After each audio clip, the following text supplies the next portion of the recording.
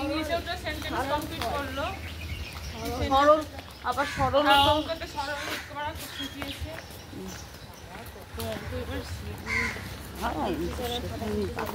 বাকি নেই।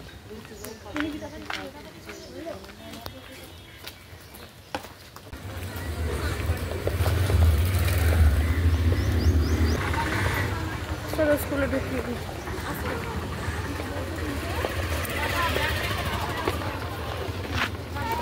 টাটা।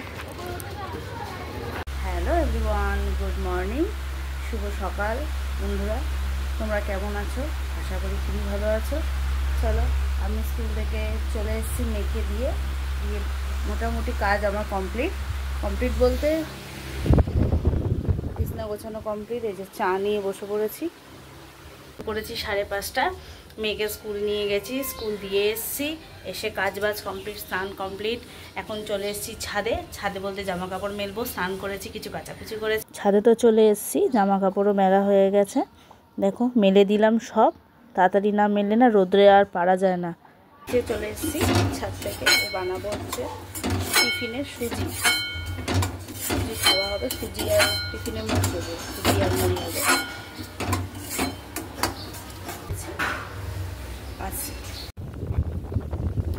মেয়ে স্কুল থেকে চলে এসেছে, পড়তেও বসিয়ে দিয়েছে।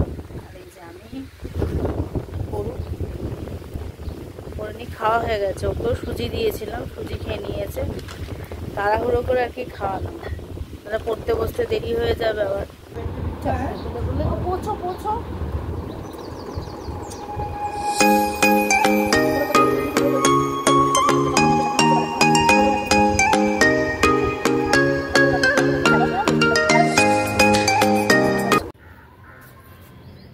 অনেকক্ষণ পর আসলাম, ছাদে চলে আসলাম। জামা কাপড় তুলতে হবে,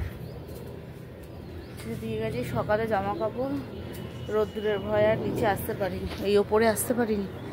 এগুলো তুলে নিই জামা কাপড়গুলো। আমি একেবারে জামা কাপড় তুলে গুছিয়ে ঘরে নিয়ে যাব, তাহলে আর ঘরে গিয়ে আমাকে এক্সট্রা করে গোছাতে লাগবে না। দেখতে থাকো।